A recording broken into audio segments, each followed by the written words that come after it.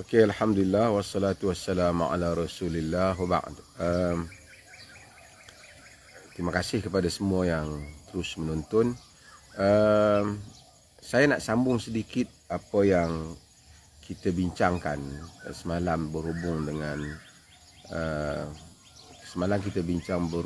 dengan tayamum dan bagaimana peruntukan tayamum apabila seseorang tidak ada air ataupun tidak mampu untuk menggunakan air. Dan kita telah bahaskan semalam hukum-hukum yang berkaitan dengannya. Tapi ada satu dua lagi hal yang saya rasa perlu untuk kita sebutkan, perkara-perkara yang disebutkan oleh fuqaha, iaitu ahli-ahli fiqh di dalam kitab-kitab mereka. Sebelum saya nak pergi kepada pandangan-pandangan yang disebutkan oleh para ulama fiqh, fiqh yakni tentang yang membahaskan tentang hukum hakam amaliyah, hukum hakam ibadat kita, hukum hakam muamalah. Secara umumnya ini dinamakan para fuqaha. Mereka ada dua, satu golongan ahlul usul yang membahaskan kaedah-kaedahnya, satu ialah mereka yang membahaskan al-ahkam al-amaliyah atau tafsiliyah, hukum hakam amaliyah yang secara terperinci ni yang dibahaskan oleh para fuqaha. Nak tahu halal apa hukumnya, haram ke, yang ni halal ke, yang ni harus ke, yang dan seterusnya. Okey. Ada hukum hakam ataupun banyak hukum hakam dalam agama ni kita dengar ada khilaf. Mungkin kita yang tidak terbiasa dengan orientasi pengajian syariah ni akan tertanya-tanya pasal apa ada khilaf. Kenapa agama tak jelas ke yang menyebabkan ada khilaf? Agama jelas. Perkara-perkara yang dianggap dasar di dalam agama itu jelas. Soal akidah jelas, soal asas-asas kepercayaan ia jelas. Demikian juga soal-soal benda-benda yang qat'i di segi subut dan dilalah, di segi sumbernya, di segi pendalilannya, yang dianggap sebagai sawabit, tak boleh berubah, seperti haram arak, haram judi, wajib salat 5 waktu, wajib puasa bulan Ramadan, wajib menunaikan haji, wajib zakat. Ini semua hal-hal dan seumpamanya yang mana semuanya telah ijma', sepakat tentang hukum mengenainya. Cuma mereka berbeza pendapat tentang perkara-perkara yang dianggap cabang, perkara-perkara yang ada pendetilan itu. Mengapa mereka berbeza pendapat? Banyak sebab para ulama ataupun para fuqaha ni berbeza pendapat. Salah satu sebabnya ialah kerana dalil-dalil berkaitan dengan bab itu boleh ditafsirkan lebih daripada satu makna, ataupun boleh dilihat lebih daripada satu keputusan. Kemungkinan misalnya pada satu sisi ada yang melihat ia wajib, sisi lain orang melihat dia sebagai sunat umpamanya. Ada pihak yang melihat ia sebagai haram, ada pihak melihat larangan itu sebagai sekadar makruh. Dalil kesemuanya semua pihak tahu, tetapi di dalam menafsirkan dalil ataupun membuat kesimpulan dalam hukum ni dia panggil istinbat, ataupun membuat petikan kesimpulan daripada hukum, daripada nas-nas yang ada. Itulah yang menyebabkan berlaku perbezaan pandangan. Kadang-kala perbezaan itu disebabkan kerana ada yang pihak yang dalil sampai kepadanya, ada pihak yang dalil tidak sampai kepadanya, ataupun sampai dengan dia menganggap itu dhaif, ada yang sampai menganggap ianya sebagai sahih. Banyak sebab-sebab yang menyebabkan berlaku perbezaan pendapat. Adapun kita yang kemudian ini, Allah Subhanahu Wa Taala tidak pernah menyatakan awak orang Malaysia, awak hanya kena pakai pendapat mazhab Syafi'i saja. Dia tidak begitu. Ataupun awak orang Maghribi, awak kena pendapat mazhab Malik saja. Ataupun awak orang Pakistan, awak hanya kena pendapat mazhab Hanafi saja. Awak orang Saudi, awak hanya kena pakai mazhab Hanbali saja. Allah tidak menyatakan begitu. Allah menyatakan fas'alu ahli zikr in kuntum la ta'lamun. Kamu tanyalah ahli ilmuan, ahli zikr ilmuan, jika kamu tidak tahu. Dia tidak menghadkan kepada siapa saja ulama ahli dalam bidang itu boleh kita merujuk kepadanya. Bahkan imam-imam ini wujud kemudian daripada zaman para sahabat radhiyallahu anhum. ajma'in. Kan? Pada zaman Nabi, pada zaman sahabat mereka belum ada. Ini bukan bererti mereka membawa hal-hal yang tak dibawa oleh sahabat, tapi maksudnya dari segi sekolah pemikiran itu terwujud kemudian, dan sekolah pemikiran itu dia wujud membantu umat untuk memahami nas-nas, kerana mereka telah macam mewujudkan sekolah-sekolah yang membolehkan difahami kaedah-kaedah dalil dan bagaimana cara memahami nas-nas yang terperinci daripada kaedah-kaedah yang setiap pihak itu membinanya. Okey, tak apa. Saya nak mukadimahkan itu sedikit supaya nak faham kenapa nanti orang tanya, kenapa banyak sangat khilafnya. Jadi, kadang-kadang khilaf ini is something good for us, kerana membolehkan untuk kita melihat keluasan pandangan. Apabila berlaku khilaf, kita tahu bahawasanya nas dalam masalah berkenaan boleh diberikan interpretasi yang lebih. Ataupun mungkin pun dalam masa yang sama, dia mengajak kita untuk menyemak nas dan melihat pendapat mana yang lebih kuat. Kalau satu orang penerima pendapat dalam mazhab Malik umpamanya dalam satu hal, tidaklah bererti dia terkeluar pada mazhab. Dia masih lagi mazhab Malik. Orang Malaysia ni kadang-kadang dia tak tahu. Luar pada mazhab Syafi'i dia terkeluar mazhab. Sedangkan masih lagi dalam mazhab. Masih lagi mazhab Ahli Sunnah. Cuma dia tidak dalam mazhab Imam Syafi'i itu betul, atau dalam Syafi'iyah itu betul, tapi dia masih lagi di dalam lingkungan. Tanyalah kepada ahli ilmu, dan mereka itu telah bertanya pada ahli ilmu. Pada zaman Nabi, orang bertanya Nabi. Apabila Nabi SAW tidak ada, tabi'in yang datang kemudian bertanya para sahabat radhiyallahu anhum. Bahkan sahabat antara mereka bertanya antara satu sama lain. Tak ada pula sahabat kata, kalau kamu tanya Abu Bakar, jangan tanya Omar. Kalau kamu tanya Omar, jangan tanya Osman. Kalau tanya Osman, jangan tanya Ali. Kalau tanya Abdullah bin Mas'ud, jangan tanya Abdullah bin Abbas. Kalau tanya Abdullah bin Abbas, kamu jangan tanya Abdullah bin Omar. Tidak ada mereka yang hadkan demikian. Hanyalah golongan fanatik yang datang kemudian menyatakan, kalau awak dah belajar mazhab Syafi'i, jangan awak ambil pandangan dalam mazhab Hanbali. Ini adalah golongan fanatik yang mereka itu hulu, melampaui batasan, yang mana para sahabat radhiyallahu anhum yang lebih besar pun tidak mengamalkan sikap yang sedemikian. Okey, tak apa. Jadi kita balik kepada perbahasan kita. Kita bahas malam berhubung dengan tayamum. Jadi orang yang tak ada air, maka dia tayamum. Tapi di sana ada lagi satu perbahasan yang disebut sebagai faqidut tuhurain ataupun adimut tuhurain. Orang yang tak kehilangan dua-dua cara. Air pun tak ada, debu pun tak ada. Ataupun air pun tak boleh guna, debu pun tak boleh guna. Orang yang macam ni, macam mana nak buat? Misalnya dia duduk pada satu tempat, air tak ada, debu pun tak ada. Macam mana dia nak salat? Macam mana dia nak salat? Ataupun air ada, debu ada, tapi dia tak boleh nak guna. Mungkin kerana dia sakit, dia terbakar ke, dia tak boleh nak guna. Ataupun sekarang ni paling praktikal untuk kita lihat, frontliners kita yang pakai PPE ni, dia nak guna air pun tak boleh, nak guna debu pun tak boleh. Masa awal tu boleh lah, tapi bila dah duk kerja tu, nak buka pula tak boleh, nak kena salat, macam mana? Okey, bila kita tahu hal ni, kita tahu bahawa fuqaha dahulu telah bahaskan possibility untuk berlakunya hal-hal yang seperti ini.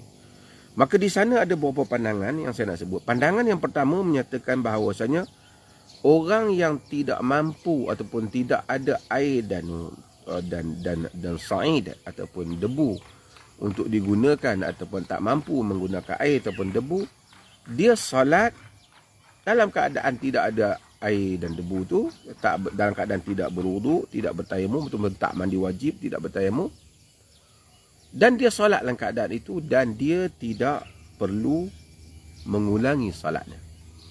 Ini adalah merupakan pandangan dalam mazhab daripada Imam Malik, dan riwayat juga daripada Imam Ahmad, dan ia merupakan qaul qadim. Qaul qadim ni qaul yang lepas, yang lama. Imam Syafi'i khususnya ketika dia berada di Iraq, ini adalah merupakan qaul Imam Syafi'i dalam masa itu. Maka dia hanya salat dalam keadaan diri dia macam tu, dia tidaklah perlu mengulangi salatnya. Okey. Dan banyak lagi lah ulama-ulama lain yang pandangan, termasuk Al-Muzani. Al-Muzani ini adalah murid Imam Syafi'i rahimahullah. Cuma Al-Muzani ini dia mempunyai juga banyak pandangan-pandangan dia yang tersendiri di dalam fiqh. Okey.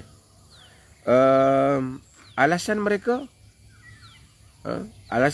ialah hadis Nabi SAW yang diriwayatkan oleh Imam Al-Bukhari dan diriwayatkan oleh Imam Muslim. Di mana Nabi SAW kata apa?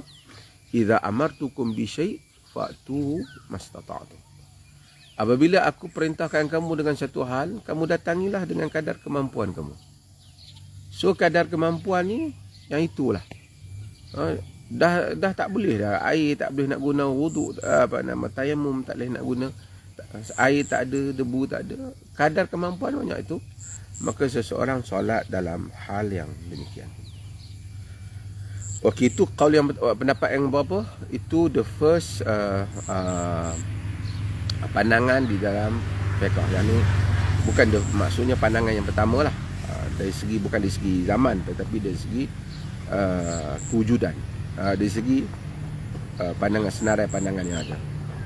Pandangan ini agak jumhur. Yang ni ramai orang berpendapat ni. Pendapat yang kedua ialah pendapat yang menyatakan dia sembahyang dalam keadaan begitu, tetapi dia perlu mengulangi solatnya. Dia perlu mengulangi solatnya. Ini adalah merupakan pendapat yang kedua. Dan ini ada juga pendapat ni disandarkan juga pada Imam Syafi'i. Ini sebagai qaul yang kemudian. Dan kemudian juga disandarkan juga sebahagian kepada qaul salah satu daripada qaul dalam mazhab Malik. Pasal imam ni kadang-kadang dia ada 2-3 qaul. Daripada dia mungkin dia berubah qaul, ataupun qaul sebelum ataupun qaul selepas. Kadang-kadang tak dapat nak trace zaman dia tu. Khususnya macam Imam Ahmad, banyak qaul daripada dalam satu bab daripada dia, anak murid dia nukilkan. Mungkin konteks yang berbeza, bahkan ada sampai satu bab tu berbelas qaul daripada satu imam, seperti Imam Ahmad umpamanya. Imam Syafi'i ada qaul qadim, ada qaul. Jadi Imam Syafi'i lebih tersusun kerana dia menulis dan anak murid dia pun agak ternama di dalam mencatatkan qaul-qaul dia. Imam Malik juga demikian, juga diriwayatkan daripada dia beberapa qaul dalam beberapa bab. Okey, tak apa. Ini pendapat yang berapa? Pendapat yang kedua. Pendapat yang ketiga, dia menyatakan bahawasanya tak payah solat. Tak wajib solat bila tak ada. Kenapa?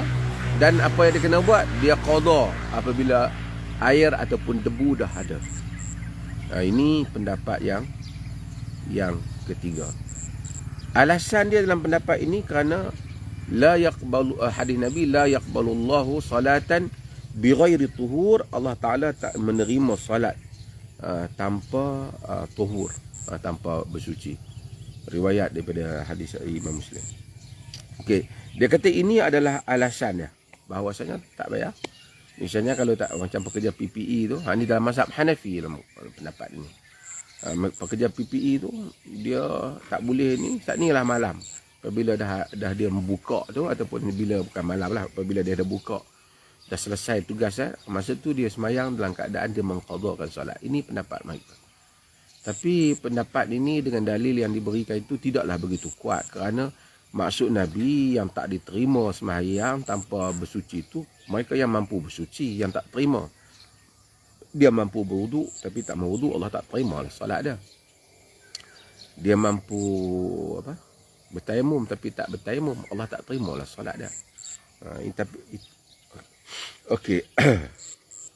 Ini artinya pendapat ketiga, tak payah solat tapi qada.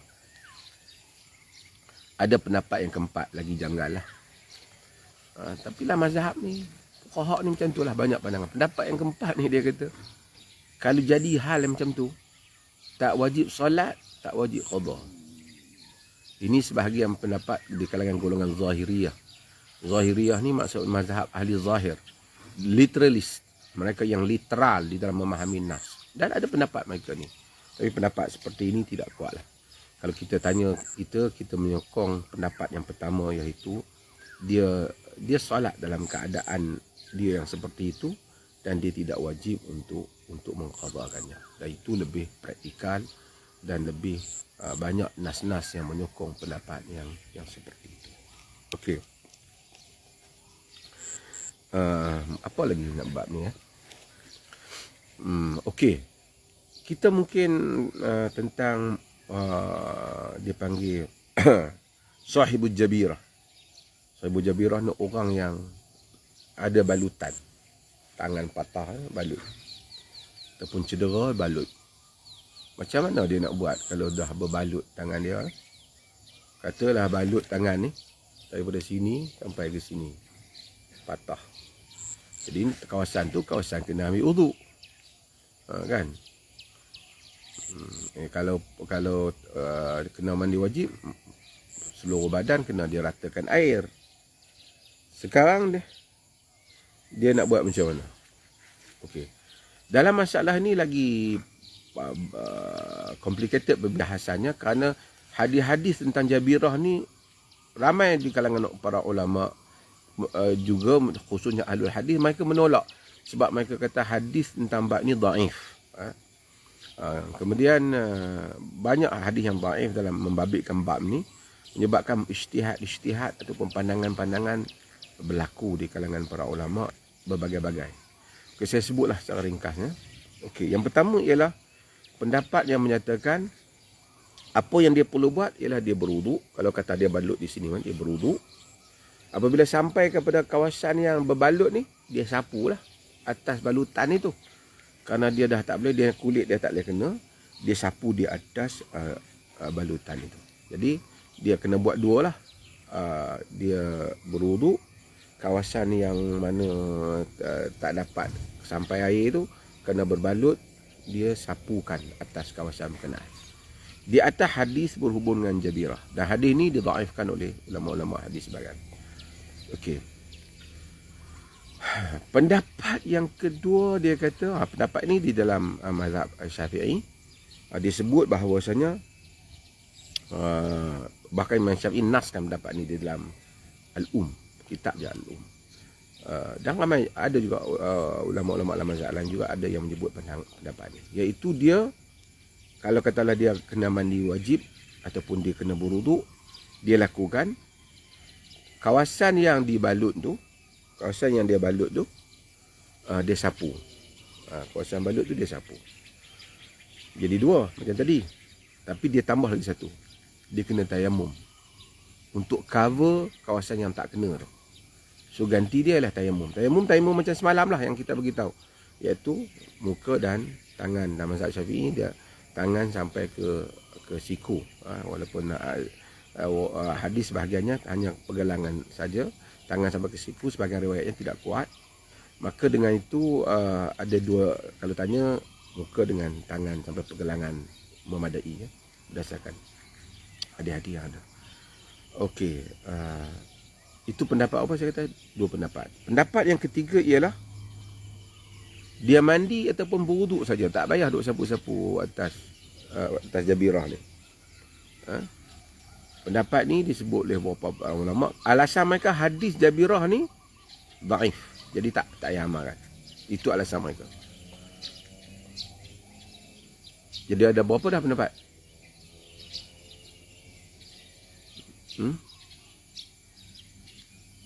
Dengar tuan-tuan. Berapa dah pendapat? 3 Okey. Jadi yang tadi wuduk dan sapu pada kawasan balutan, wuduk, sapu pada kawasan balutan dan tayamum.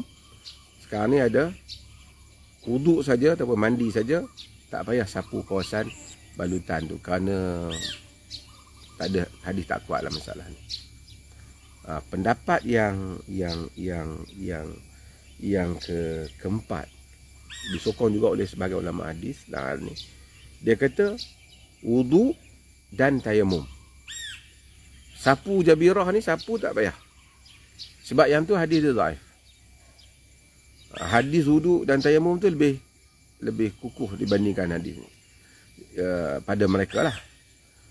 Jadi ini ada 4 pendapat. Bila orang dalam keadaan susah, al-amru idza dhaqa ittasa'. Bila dah kena aksiden, nak ambil wuduk pun payah. Jadi dia buatlah apa yang dia mampu dan dia boleh memilih lah. Sekurang-kurangnya yang mudahnya untuk dia berwuduk dan dia sapu kawasan itu kalau ada, kalau tak dia tak payah sapu lah. Dia berwuduk sajalah. Kok lagi lembab pula balutan dia tu semua, dia berwuduk saja. Kawasan yang tak boleh memadai. Idza amartukum bi syai'in fa'tu mastata'tum. Apabila aku perintahkan kamu dengan satu benda, datangan dengan kadang kamu mampu. Tapi kalau ada orang dia nak berwuduk, lepas tu dia nak bertayamum pula, bolehlah kalau dia nak mengamalkan hal itu di atas diri dia. Tapi pandangan-pandangan seperti ini kita kena melihat juga kepada keadaan pesakit tu. Kalau dia masa duduk sihat pun, nak berwuduk pun jenuh, kita duduk suruh dia. Jadi kalau kita anak kita nak suruh solat, masa tu kita suruh dia berwuduk, lepas tu nak suruh dia tayamum pula, pergerakan dia pun dah lah terbatas. Nak bawa tayamum pergi ke hospital mungkin tak membantu dengan peralatan yang ada, debu, apatah lagi bukan hospital swasta ataupun hospital kelas pertama. Sebelah kiri kanan kita ada, lepas tu ada debu, mungkin kanggu, kena orang sebelah pula, debu tu nanti tumpah ke bawah, banyak kerja-kerja yang lain. Maka kita memadailah dengan berwuduk ataupun mandi saja. Kawasan yang tak boleh kena tu tak apa. Kalau kita tidak sapu pun tak apa, kita sapu pun tidak mengapa. Jadi ini ada beberapa pandangan, dua masalah yang saya telah sebutkan di sini, terutama membolehkan saudara-saudara ni untuk yang sakit, yang apa, untuk melihat dan mengamalkan hal-hal yang disebut oleh para fuqaha di dalam kitab-kitab mereka. Okey kah? Jelas ke?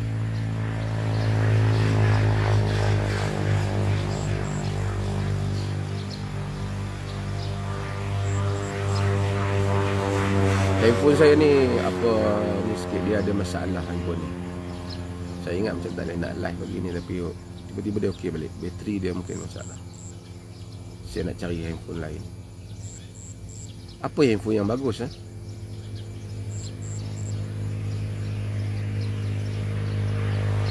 yang elok gambar dia. Jangan mahal sangat lah, tak adalah bajet nak beli mahal-mahal.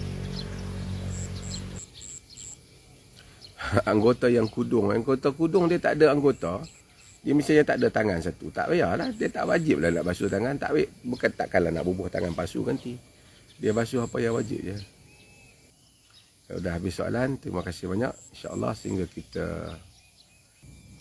sekian. Wassalamualaikum warahmatullahi wabarakatuh.